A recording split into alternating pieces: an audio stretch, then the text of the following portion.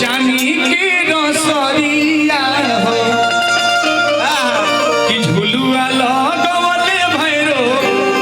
भैया निमिया डरिया हो तो बहेला शीतली बेयार हो सुहावन लागे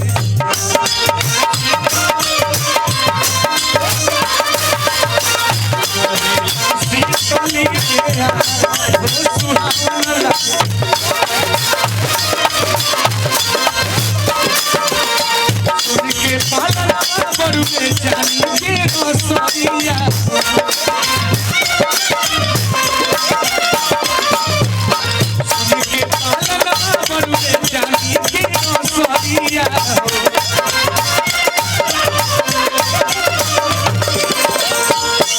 अरे की झुलुआ लगवले भैरो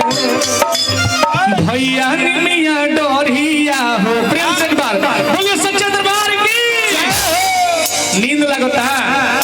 सुबह मंगल होई अरे ठंडा जवान रउआ सबे को हम देखी हम ऐसा कलाकार हैं रुआ जवान गाना कह दो हमरा याद होई हम जरूर प्रयास करें कि वो लोग सुनाएं हां ना याद होई तो सुन के गायब के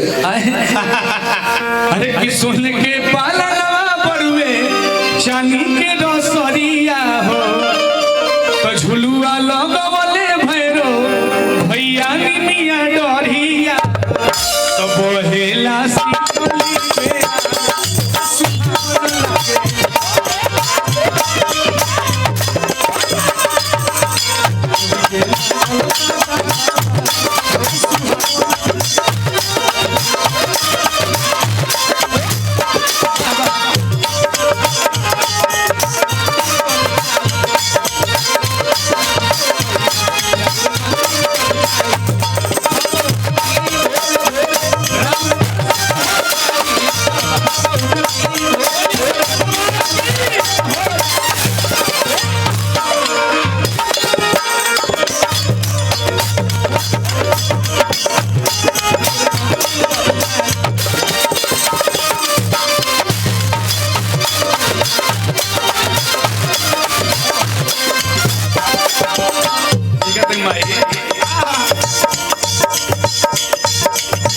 मुस्काली मैया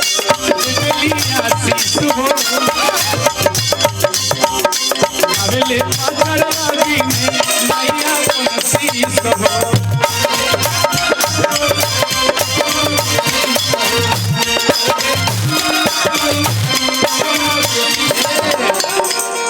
तो दोनों जना आपस में थी को होने से तू ना इतना छोटे स्टेज बना दल बनी अरे कनी घथवे के खुलो